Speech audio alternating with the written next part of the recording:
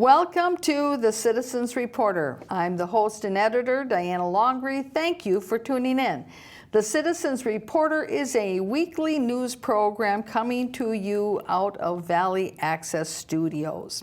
Now, to help me with this week's news is one of my regular reporters, Mr. Mark Bradley. Thank you, Mr. Bradley, for being here. Thank you for having me.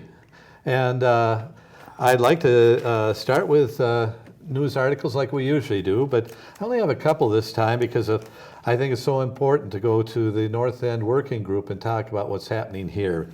But before that, I have been talking a long time about that we really need police training. This is the reason why, as part of the payouts that are being made right now. This was in the Star Tribune Wednesday, May 29th. So this is very recent they're talking about, but they're talking about payments that are going to victims of shootings and injury from the police department, and that there is no regulated amounts that are being set, and it's bringing a lot of issues over the period of time. And it certainly is an unpredictable situation for municipalities. Right. And this particular article is in the Star Tribune of Wednesday, May 29th, and the title is No Rule Book on Police Payouts. That differences in the facts, the courts, and the legal players influence settlements. So what in essence it's saying is that there's inconsistency between the various different cases as to what those payouts and those settlement amounts might be. And keep in mind, I think another thing that which they probably did not address in here that may account for some of those differences in payouts in these settlements with various municipalities because of police misconduct or brutality or the causing of death is how these cities are insured. So for instance, Minneapolis, who's recently had to have go in and has made settlements, well, they are self-insured. Right. So they will have a different standard by which they believe they want to make and enter into a settlement. Whereas there's other cities that have recently had settlement agreements, like Woodbury, for instance. Woodbury, from my understanding, is insured by the League of Minnesota Cities Trust Insurance. And so the League of Minnesota Cities Trust Insurance, they are going to have a different set of parameters that they go by when they decide settlements. So you see, that also does have a bearing on what those settlements might be as to who is doing the insuring. Right. Is it the city that's self-insuring, or are they dependent upon the Minnesota League of Cities Trust Fund for their insurance policy? And then it's speedy action on it, because the fact is right now Minneapolis is looking at the issue where they're making one settlement, I think it's for $20 million, and they have a settlement that is now still waiting in the wings, and they have no revenues left because of that almost wiped them out on their finances. Right, and we covered that last week, the situation that Minneapolis, because they are self-insured, they only have so much in that fund for settlements because they've only put aside only so much money to insure themselves. Right. They don't have an insurance company who's going to come up to the plate and say, okay, well, I guess there's a settlement here. We're going to have to go into the coffers of the insurance company funds and the trust funds to pay that settlement. And as we discussed last week, in the case of Minneapolis, once that fund is depleted, well, they're going to have to go back to replenish it. And that means going back to the taxpayers and to the property taxpayers and potentially increasing property tax revenues in order to reestablish that fund and having funds in there for self-insuring. And that's why I say that we really should be looking at a professional system that says that these people are properly trained before, the police, as far as the police go, coming into being hired, because it's, as you mentioned, Woodbury has their issue. We've had it in St. Anthony. We've had it over in Minneapolis, St. Paul, St. Paul. All of these different areas have had issues. even Maplewood. Right. And here's, and in talking, as we have in the past about your idea that there should be a established school or institution specifically for the training of law enforcement officers. We've talked about certainly the training that would have to do with the handling of weapons and understanding the laws and dealing with people and de-escalation. But I thought of another area that I think would be equally as important for them to focus on if indeed we had this type of a educational institution in place here in Minnesota, is having classes and coursework in understanding how to deal with working under stress. Because I think oftentimes some of these incidents are based in the fact that it's a stressful situation, and maybe that stress triggered a decision that in the end turned out to be an improper decision. Right. And so if you understand better how to deal with stress, identify it, and to understand in yourself how to deal with that stress, then that too will help the candidates who are looking to graduate from such a program to be the best they can be. Right. So moving on, I had another article here before we go to North End Working Group that talks about the polluted golf site that's going to be redeveloped at the present time, and that's the Hillcrest golf site that was owned by the Contractors Union or something like that, I believe. Well, sure, and it was purchased a while ago by the Steam Fitters and Pipe Fitters Local 455, who bought the Hillcrest, and it says go to B2, because I know we covered this, I just don't remember exactly when that was that they had purchased it, because we've been following this all along. But they purchased it in 2011 for about $4 million. And that the golf course closed in, it says here, 2017. Right. Now, it says that the environmental consulting and testing firm of Braun Intertech conducted an investigation of the site and found that there were significant amounts of mercury in the soil, and that, of course, that is a heavy contaminant. And most people would say, well, how could a golf course have this kind of contamination? Well, unfortunately, one of the ways that you keep that grass nice and green and growing and even and get rid of that creeping Charlie is that you have to use chemical treatments on the turf to keep it that way. And after years and years and years and years of using chemical treatments on the turf, that is the consequence, is that the soil then is contaminated by their chemical residues of all those years of maintaining the turf. Right. And so this particular article is in the Star Tribune of May 29th, and it's about St. Paul, the city of St. Paul may buy this polluted site. So now they're talking about buying it from the union. My question would be, is that are they going to buy it from the union for the same price that the union paid for it because they know that they're going to need to clean it up? Or are they going to pay less for it because they know they need to clean it up? Or is it going to be like in Maplewood, where there is a policy that says that the government, when they want to buy property, that they can go and pay up to 25% over and above the market value, even though they know they need to clean it up too and have those additional costs.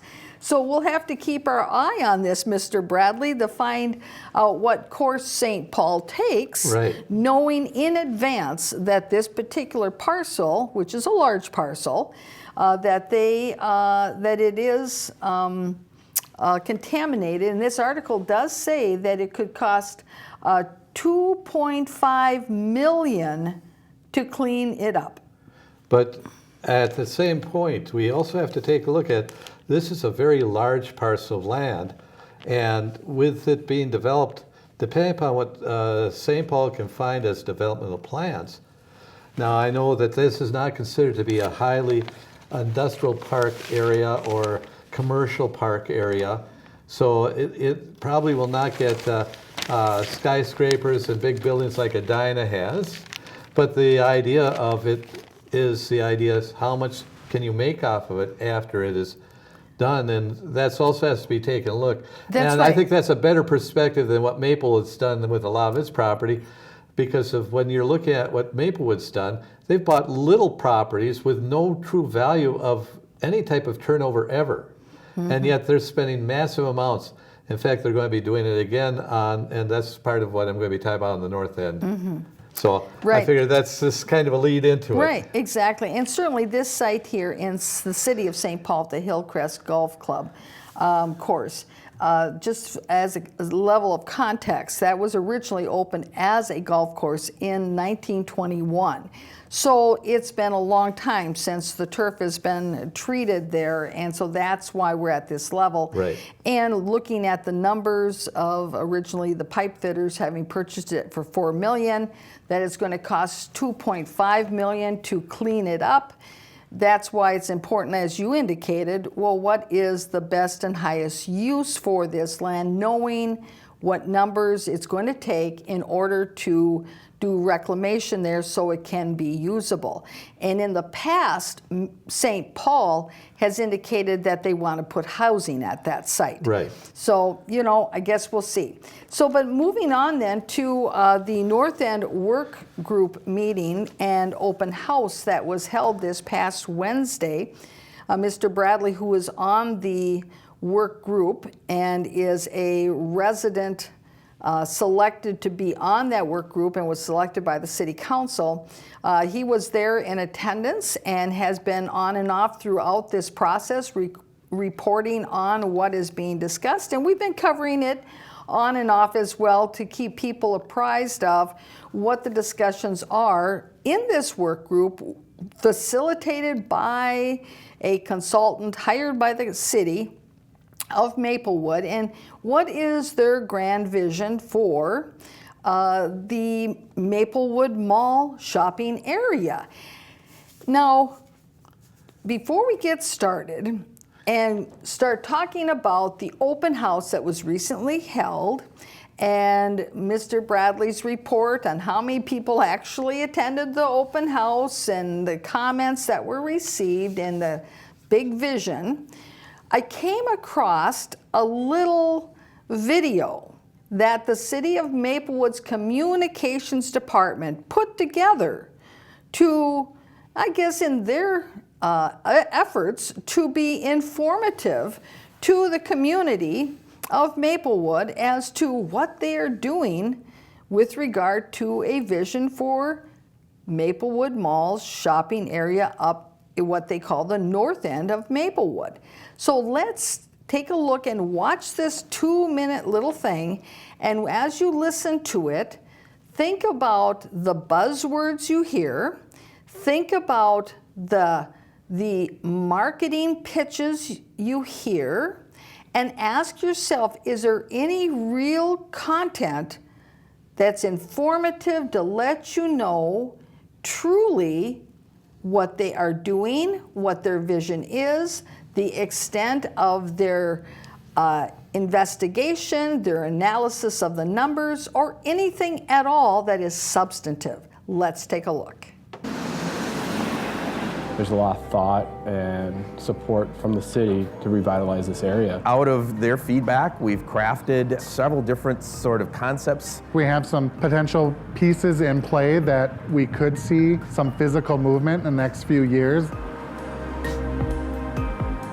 It will be a community and look completely different.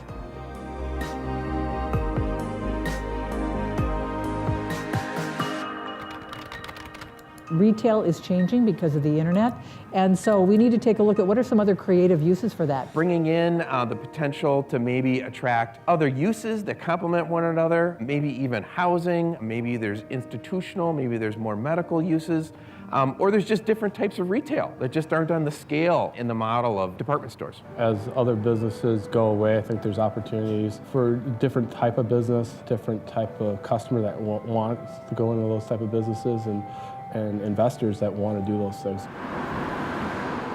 Right now, have developed that vision plan, and we're testing it with the public and neighbors and council members to see what needs to be fine-tuned. The fact that we had such a wonderful mix of business representatives and medical representatives and residents. We had just a wonderful mix of people who had a lot of different ideas. We all shared some similarities in that green space and community and connectiveness in that area was a general theme. Lots and lots of surface parking with asphalt where there's not much going on. Can be a bit of a psychological kind of downer for a lot of folks. And what we're trying to achieve here is a more pedestrian friendly, more bike friendly environment where maybe you would come to the district here, park a car, or come by bike, and you spend the day moving around without an automobile. Developers are going to see that as a very welcoming process. Wow, the city really cares about them all. And so here's the plan on what we would like to see. And I think we can actually target developers then to come in and help us fulfill that vision. To know that there's a really clear vision reduces a lot of the risk for them to kind of move forward, and they start to formulate their vision around what the community's vision is. Now, many of the statements that were stated in that little video created by Maplewood's marketing department, their communications department, I don't disagree with. I don't disagree with the statement that having a vision and putting it down in writing and having that established reduces the risk to the business community. I think that that is accurate. However, it depends on what that vision is and what is written down. If you're showing existing business owners that where they have ongoing active businesses currently that have been there a long time and are viable, and that you're showing that they are no longer on the vision plan, what kind of risk and ambiguity does that create? And we've talked about that before, and we'll talk about that a little bit more. And the idea that having a lot of open asphalt where you don't really see cars parked there and doesn't look like much is going on can be a real downer. I agree with that statement as well. However, there have been instances in Maplewood where various businesses have come to the city and said, we would like to put up a standalone building in a parking area to utilize that parking space, and it's been the city that has been inflexible in their idea about parking and about what a shopping area looks like that has caused that developer who wanted to build a building in underutilized asphalt of a parking lot to go away, because it was the people up at City Hall that were inflexible and said, oh, we don't really like that idea. So I hope that as part of this process that they are reevaluating some of their own tendencies up at City Hall. Now, we heard appointed Mayor Marley Abrams saying that when this is all done, it will be a community that is completely different. Mm-hmm. Well, Mr. Bradley, does having a statement like that create a certain level of ambiguity and risk if you're saying that whatever is going to happen is going to be completely different? Well, my problem is that her statement should be then prefaced with how it's going to be different. how is she going to be able to state the obvious? When I got into this situation, I was asking the thing because I feel the city is really a viable area that has great potential. And I've been looking at it from that standpoint. But you take a look at their near plan and their long plan, and this is the near plan here. First of all, it doesn't show any of the retail that's on this plan here, because that would show you a lot of different colors there that say, hey, there's a lot of good stuff around here. And maybe that's the stuff that's going to be paying our tax rate now. And also a reason for people. This Maplewood Mall is a destination. Right, and if we bring this up here, and it's kind of hard for you to really see here, but what I mall want to is point, right here. That's right, and this along here is Beam Avenue, okay? And here, right in the corner, right there, I'm going to read to you what that says, and it goes right to that issue Right. of when you're showing businesses that their business is no longer on the Non-gratis, as they say. yeah, that they're no longer even part of the near-term vision plan. And yet we heard in this little video how people are looking to have, restaurants. Okay, and that's some of what they're looking to tear down. Right. Okay, the near vision plan, it does say with a little asterisk, this graphic is a vision plan and not meant to show specific development recommendations or proposals. Because you see, there's a whole area here where they're looking at tearing down the whole Birch Run, and the Birch Run is totally non-existent, and that where there is a very liked and used restaurant, it's gone. It's gone Right. entirely. Bamboo is not there any longer under this plan. Instead, they want to put a hotel there instead. Now, Mr. Bradley, you've talked before about this building up here, which is the vacant Toys R Us building. Right. And here's the freeway, I-694. Well, and then you've got the Exit ramp here on that exit bit. ramps there. Now, most people would think that wouldn't it be nice to actually they have the hotel where the Toys R Us right off the exit ramp of 694 and White Bear Avenue. That would make sense. Down here, it's quite a distance from there, and you're not going to be able to see it from the freeway, either one. And certainly, some people might say, well, but this is closer to the hospital. But according to their transit plan and what they are planning, that this is all going to be walker friendly and multimodal friendly, that they're going to have little circulator buses or whatever going here. Why wouldn't it be convenient for people to have their stay here and easily be able to go to St. John's there? Also, at the same time, the other thing I kept trying to make the point is that if you put that hotel right there, it's right next to one of the largest entertainment facilities in St. Paul, which is called the Myth. Right, that's what, if it were put up here where the Right. Toys R Us building But is. they've already shown the Myth being torn down because of, and there's two little strip buildings in there, and they're not even malls type buildings, it looks like. And I don't know what they have a plan to put in there, but it shows two little strip buildings in the place of the Myth.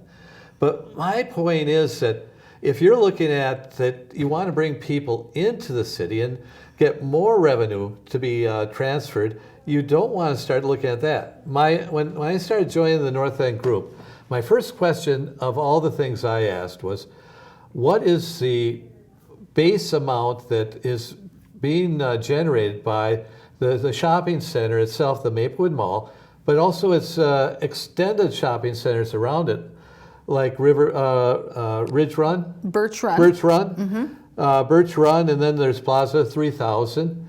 And also, I have to add, there's a second entertainment facility in Plaza 3000 called the Doghouse. And these are very important people. This go to these places because they have great bands in them, and there's good entertainment there. So it actually is drawing people in.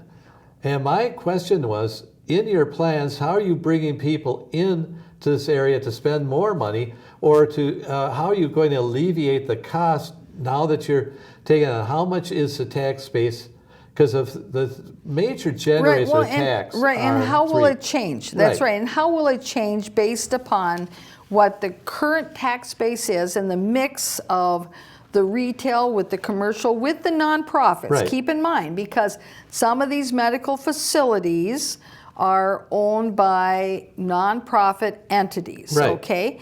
And so what is the current mix and what property tax revenue is generated by that mix? And then if you take a look at a plan like this, what and how does that mix, first of all, change?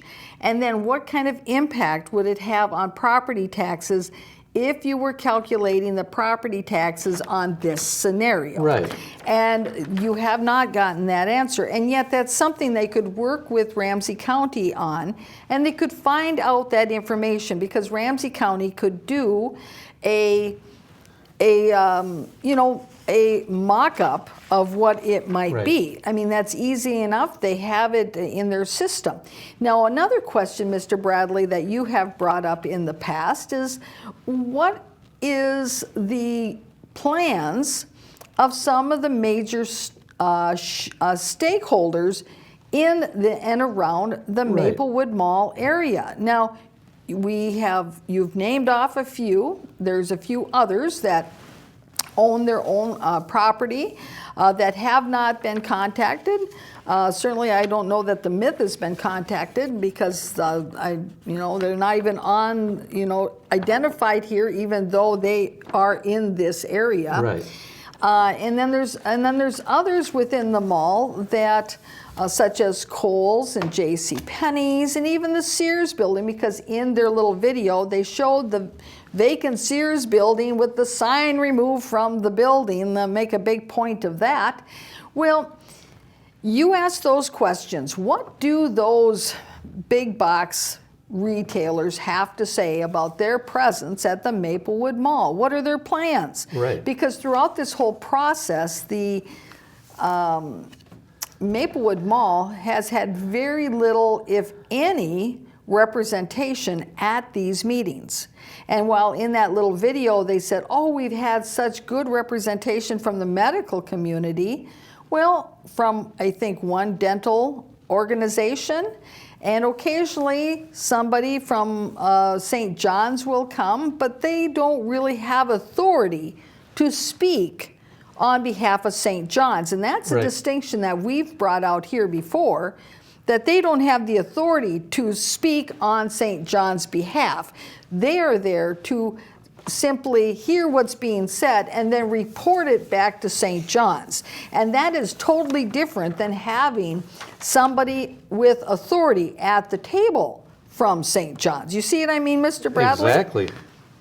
And I wanted to add one other thing. They had a person was saying about the positive future, and the gentleman happened to be the owner of Chick-fil-A. Oh, the Chick-fil-A, yeah, Yep. which is Filet, yeah. the latest and newest convenience. But the long-range plan doesn't show them there. They take them out on the long-range plan, say, well, I know they just built only about a year and a half ago, and they just opened up. But if we go for 10 or 15 years, this is supposed to be a 20-year plan, we got them already closed, and we're going to tear them down because they're supposed to be part of our redevelopment plan. Right, and I do know that the manager that they had in their little video from Chick-fil-A, Right. that he has attended many of these meetings. Yes, he but has. here, we've got the final plan, as Mr. Bradley has indicated and even brought up at one of the meetings, showing that, well, here the city has done a lot of boasting and bragging about, wow, they've got a new Chick-fil-A up by the mall.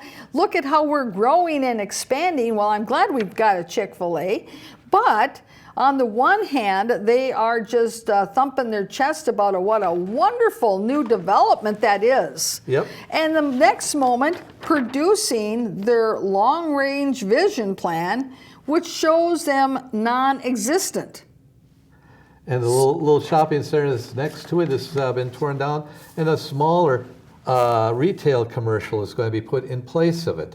Mm-hmm. So it's kind of ironic when you think about it, because of, you're taking a look at that area there, and you start to think about, and then of course they don't need any parking because of those new commercial buildings don't need any parking at all. So they're going to put trees in that place. They show trees all over the place, but yet if it is any commercial, you'd think there'd be some parking that have to be done. Oh, that's right. We're supposed to use this bus. Everybody's going to ride the bus. And that then attacks the other part of their tax base, which is their auto industry. On 61, that we're never even asked to come to even talk about the importance of keeping our auto system going. Well, and of course, their response to you, Mr. Bradley, is that the auto dealerships Right. along 61 are outside of the scope of this plan. But I Right. think your point is that since they are an integral part to Maplewood's Basic tax base. well, their basic tax base, but also part of Maplewood's identity as a destination Right. location. Because when people are looking to buy a vehicle, one of the places that they clearly identify that they're going to go to when they are looking to buy a vehicle is along Highway 61 in Maplewood. That is part of our reputation, whether Right. we like it or not, whether City Hall wants to acknowledge that we have a very high per capita dealership to population in Maplewood, whether they want to acknowledge it or not, it's true. And it's part of who we are. And part of the whole idea that if you've got people coming to Maplewood on Highway 61, which is just, let's see here, with this would be right along down here is where the car dealerships are. Actually, they're And- farther over here. That's Right. the side over here. Oh, that yeah, com- 61, yes, that's right. But it's still, 61 is along this side of Right. the sheet. And so the thing is that there's not that much more distance between them and having them encouraged to go to the mall area. Exactly. And what can we do in partnership with those dealerships to have part of their clientele funneled over to the Maplewood Mall area? You hear in that video how they want people to, let's see if I've got the quote here right, that they can spend the day at the mall without a car. Well, now that of course is totally inconsistent with the fact that only a half a mile away you've got all the car dealerships where people are buying cars. Right. I think Plus, you they need have one that's actually on that perimeter area of Maplewood, in the old Z-Bart building, which is on County Road D, has been turned into a car dealership. That's true, It's that's very true. tiny. Now, Mr. Bradley, when I'm looking at this long-term plan, I know that we were mentioning about how it appears that Chick-fil-A has been removed from this plan.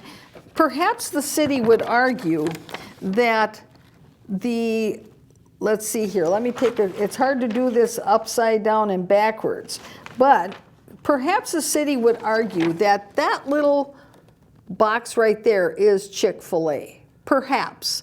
And so what this indicates, though, is that if indeed that is Chick-fil-A, this is indicating that the whole shopping center area that is along here that helps to feed the number of foot traffic of going to Chick-fil-A is all gone.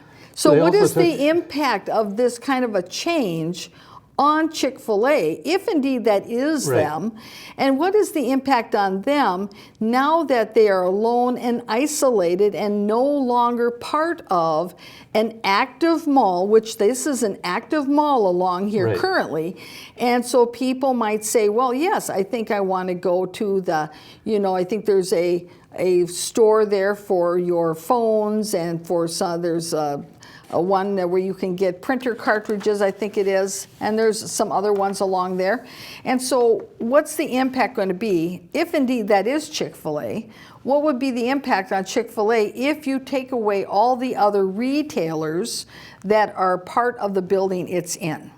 Well, they're saying that, because we were going to put a big parking lot where Macy's was. That's going to cover all the parking for all these retailers there outside of there. But none of them are next to the parking lot.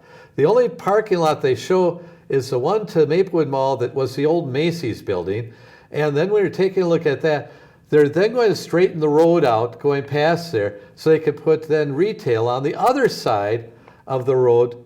But that was the parking lot that Macy's used to have. Right, So they're right. going to have to do a major development. So they're going to spend a lot of money tearing things up to rebuild them. Right, and the question is, when you say they are going to spend a lot of money, who is they? The taxpayers, because the city is going to have to. If that is the case. Right. But you see, does the city have the wherewithal to restructure, reconvene all this private property? Right. They don't. They don't. And so how could they even possibly do that? That means then they would have to be able to convince others who have money or who want the city to give them tax increment financing to do this. Right. So And- now let's take a look. We're going to bring up some information that the city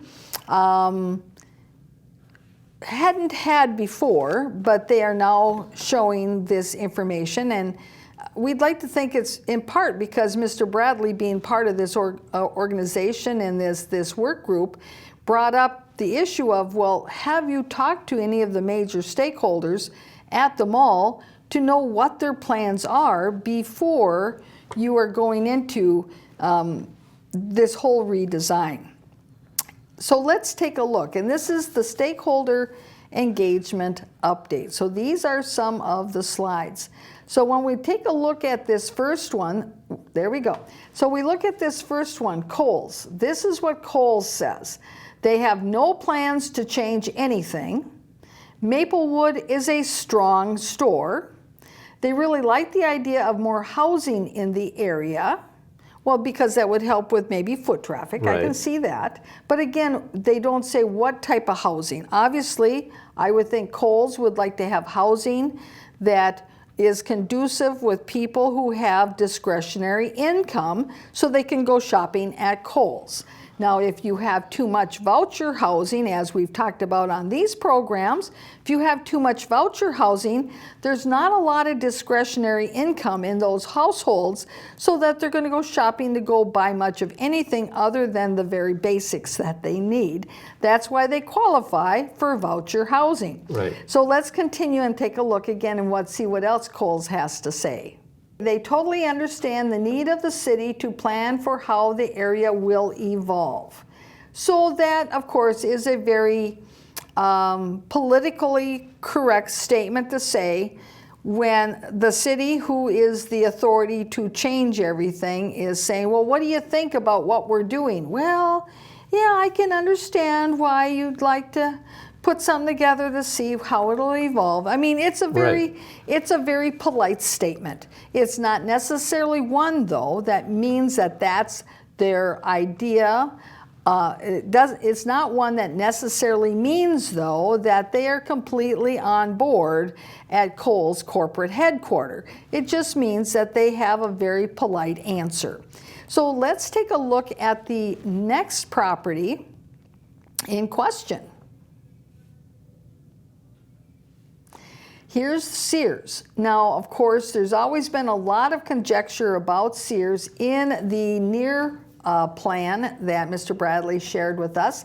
They show that Sears building will be totally torn down. Now, Sears, or the organization that owns that property, they are researching options right now. Everything's on the table. They've got a track record of being innovative, and that this process has stimulated them to look closer at their Maplewood Mall property. Now, we're not quite sure what that means, and of course, they're not going to necessarily tell City Hall what that means either. Again, it doesn't really give the people on the work group, much direction or guidance as to which way to go when there is this recommendation to tear down the Sears building and just lop it off. Whoops. and just lop it off so that you can put housing. And what's the yellow?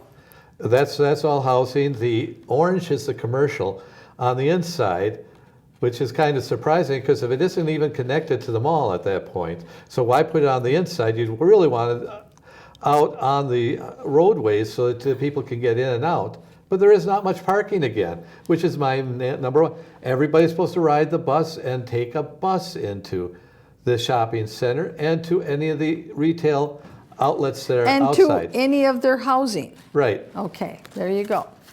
So let's take a look at the next property. Next is the Washington Prime Group, and that is the organization, the entity rather, that owns the Maplewood Mall in and of itself. Now, some businesses, they own their own property within the Maplewood Mall, but for those properties that are not owned separately, then the mall proper is owned by Washington Prime Group. They have no immediate plans for major changes, and this process has stimulated them to look closer at their property. Now, it's fascinating that the entity that owns Sears and the entity of the Maplewood Mall would say exactly the same thing. Right. I don't know that they said the exact same thing. Keep in mind, this is how the city has paraphrased what they heard those property owners say. I also want to add one thing. When I was at this and during the planning periods that I was there, that also very much frustrate me. I have told them that my wife and I have so committed to hoping that Maplewood Mall will exist and continue on as a destination that we have a $20,000 piano that we bought when my wife was very young. I bought it for her when we just got married. It's called a Kanabi. And that piano, when I bought it, it was about 15 to 16 grand at that time. So it's in perfect condition. I said that if they could do a plan that showed me that they're going to try to revitalize the mall, I would donate the piano to Maplewood Mall to make it more of a destination. Yet I've never heard anybody give me a call to say, hey, Mr. Bradley, can I have the piano? Or can we take a look at it to see what it can be done? Or can we talk to you? Because if we are looking at making this more Right, because proactive. because your idea is that if there was an area there at the mall where the piano was set up, that they could then invite various people from orchestras or schools or entities that have, individuals who play piano, that they could actually be there. They could put on concerts, they could play the piano, that it would add something different to that mall that other malls don't have, correct? And that kind of brings me then, and this kind of a little bit of a difference, but I did a little bit more effort here, and I don't know how well it's picking up there, but basically what I did was I took, and the Twin Cities, I divided, showing where the malls are as far as the Twin Cities map goes here. And it's very hard to pick up, but you can kind of see the green X that's there. And that gives you your northeast quadrant, northwest quadrant, southeast quadrant, and southwest quadrant. Mm-hmm. And when you take a look at those... So for instance, this is Ridgedale here, and then Maplewood Mall over there. Right. Rosedale, Mall of America, and Southdale. Right. So and then St. Paul's here and Minneapolis is there. So just to give a reference. And it gives you an idea then that most of the different quadrants have at least one enclosed mall. We in the north east quadrant we have two malls, but one is Rosedale, and Maplewood Mall is equidistant from St. Paul as Rosedale is. But Rosedale is actually, between it and Southdale, is the closest mall to Minneapolis as well. So it is servicing both Minneapolis and St. Paul, and you would think that Maplewood Mall, being the only other one in the northeast quadrant, would be the one that would have a lot of people coming to it. And last week we showed the map of the trade area for the Maplewood Mall, Right. which bears that out entirely, Mr. Bradley. When you take a look at any of the other malls and how they've addressed their problems as well commercially, each one has given us answers that I've asked, why haven't we taken a look at them? Even Little Stillwater Mall has given us an answer. But the same thing could be said for Southdale as far as that goes. Well, and I think if you take a look at this, I mean, if we take a look at, okay, we've got Ridgedale Mall, we've reported on that in past shows. Ridgedale Mall is doing well. They were actually just purchased by Right. an entity that purchased them specifically because as a mall they were doing well. We all know that Mall of America is doing well because there's additional building going on there. We know that Rosedale up here is doing well. They've done renovations. They got the Von Mar there. If you go there, their parking lot has a lot of people in the parking lot. So there's people go to the Rosedale Mall. And as you mentioned, Mr. Bradley, Southdale there. Southdale's doing good as well, and we focused in on them on a previous show. So when you're looking at all of that picture, there's no reason to not believe that Maplewood Mall, if it was if it was in an area where you had a council that had a better vision of how are we going to bring in more jobs so people can have a greater discretionary income, that would have an impact on the mall and on shopping now, wouldn't it? Exactly. And it would actually increase the tax base because more people would be using it. And you got to ask yourself, what is going on that there is not even any kind of interrelationship with this? When you're taking a look at what Roseville's doing, Roseville is adding, as we talked about last week, is adding already aqua center, you might say, for sort of starfish, and things like that. Yeah. Aquarium. They're going to add a little aquarium facility that's going to be handling that. But a part of Herberger's is going to be used in the next month as it was just announced in the paper as they're going to call it the, I believe it's the Halloween basement. And they're going to be having a haunted house in the lower part of Rosedale Mall. So when they have unoccupied space, they're busy trying to work new things into it and function like that. They could, in Europe, they always are running your markets within areas that are not being used as much. Sears is not being used in the little Oakdale City Hall area. They're using part of the parking lot for like a farmer's market? Farmer's market out yes. there. And you could have, and they're showing our people that went to the meeting had talked about a farmer's market being put someplace on there. Well, since that's not being used, why aren't we putting a farmer's market right there rather than at Aldrich at this point? Mm-hmm. Because if that is bringing people there, and once they get done, we have all the restaurants around it. Right. Why aren't we trying to make that a destination more rather than trying to take all the destination out? Right. You take a And look so- at the maps, they don't show any new retail. Right. They show more and more housing. Right, and that is certainly then a problem with concentrating too much on housing. Right. Is because, okay, you've got housing, but those folks who are in the housing, where do they work? Now, the argument would be, well, they're going to work in the hospital. They're going to work in the clinics around the hospital. Well, that might be true for some of them, but unfortunately, we haven't seen that there's any statistics to understand, first of all, what the workforce needs are at the hospital, at the clinics, and what is the breakdown of those various different employment sectors that are being employed in and around the hospital and the clinics. What percentage are doctors? Right. What percentage are registered nurses?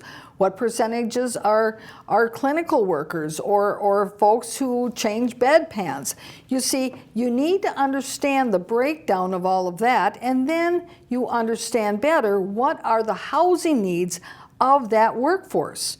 Because if it turns out that you have a high percentage of individuals who have a higher income, then you're going to have to understand the kind of housing that they want. And they may not want to live in a high-rise in a parking And lot. I They think may not want that. And so you Right. see, is that even going to work out? I don't know. I'm not in the housing development arena. But I'm just saying these are good questions that have not been answered. So if you're planning that you're going to have all this retail eliminated and you're going to replace it with 60% housing, you got to have a vision for the kind of housing you think you're going to need. Or are all these people going to be working at coffee shops, in which case then this means that this housing is voucher housing, and that's not going to be productive because you don't have a lot of discretionary income when you're just working at a coffee shop. And you have to also take a look at the fact that if we're talking about the hospital that's in Maplewood, and we only have one hospital in Maplewood, that is, what is the expectation of a major expansion of that site? Right, and you know what, Mr. Bradley? I think we have actually a slide that is about St. John's expectations for the Right. future. So let's move to that slide in the presentation. So with St. John's Hospital, they have no immediate plans for major changes. That means no expansion.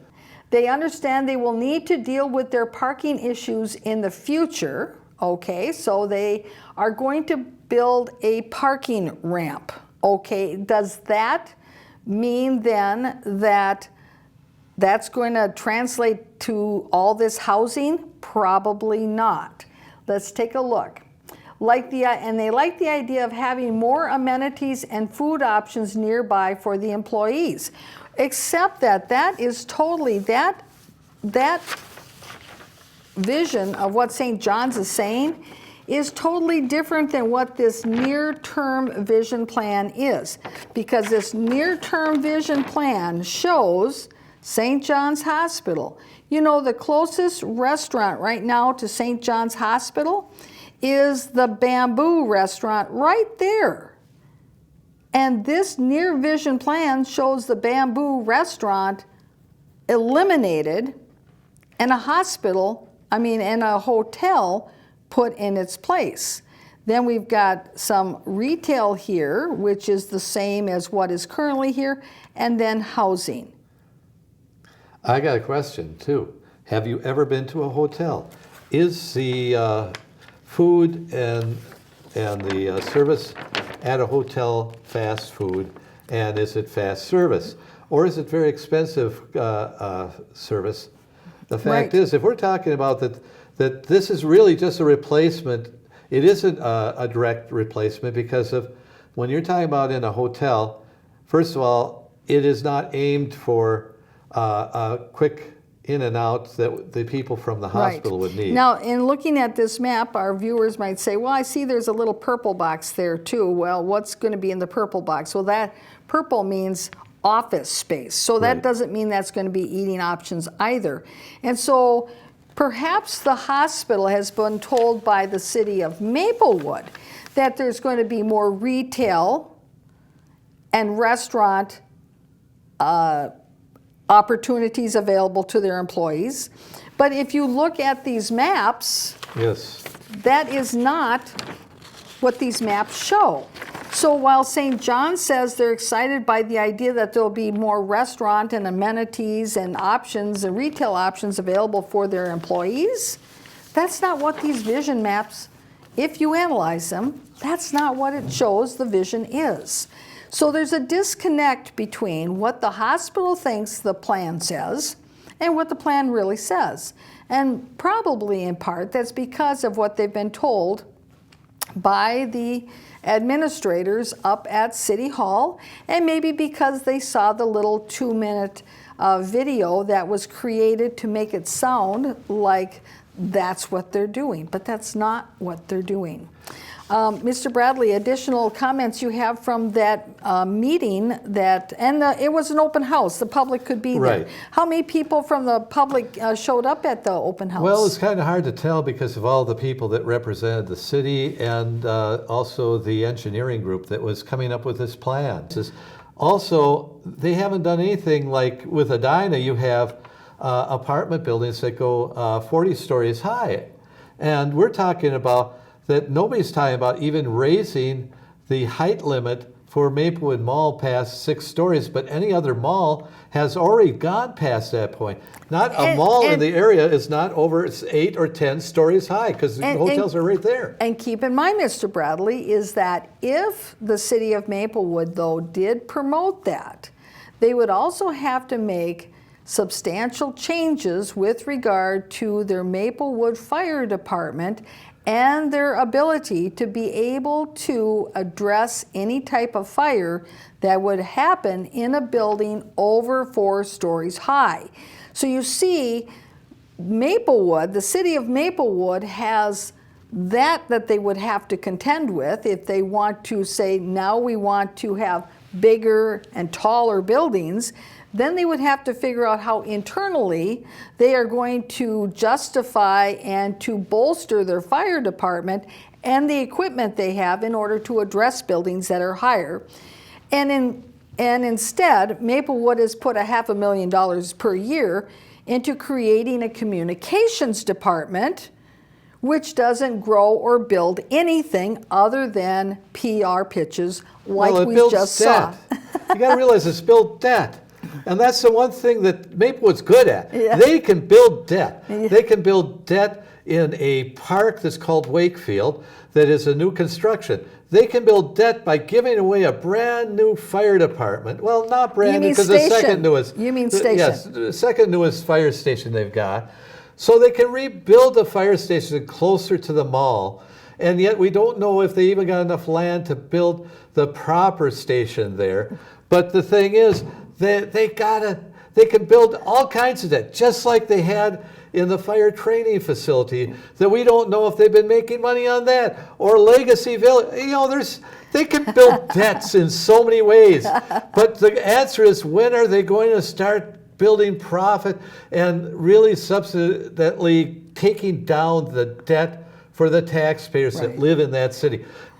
Hey, why should we do that? We don't have to be elected. We're appointed in Maplewood. That's a good point, Mr. Bradley. 3 out of the 5 elected, supposedly elected people, and the city council are actually 3 of the 5 are appointed. Right before we leave our program, I want to have you pass over that article on what seniors should consider.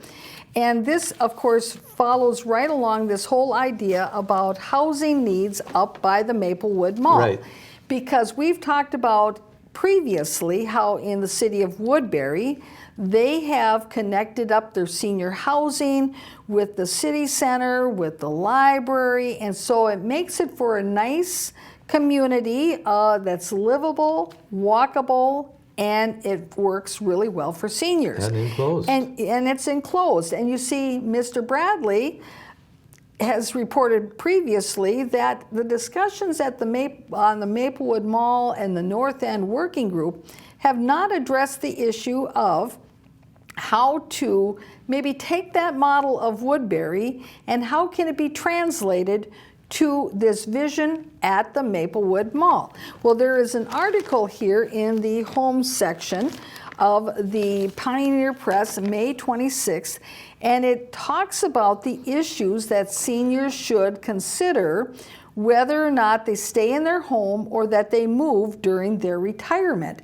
This is an article that the administrators up at City Hall should read because it will help to give them direction to understand what are the concerns of seniors when they are looking at their housing once they're retired.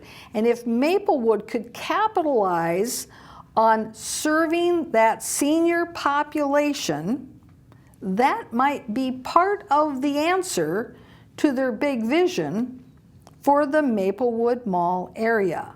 It is a segment of the population they have totally ignored in their big vision, considering the fact that they want to focus on the hospital and medical clinics. Don't you think it would be good to maybe focus on the senior population at the same time and what their housing needs might be? That would be part of the answer, but it has not been considered.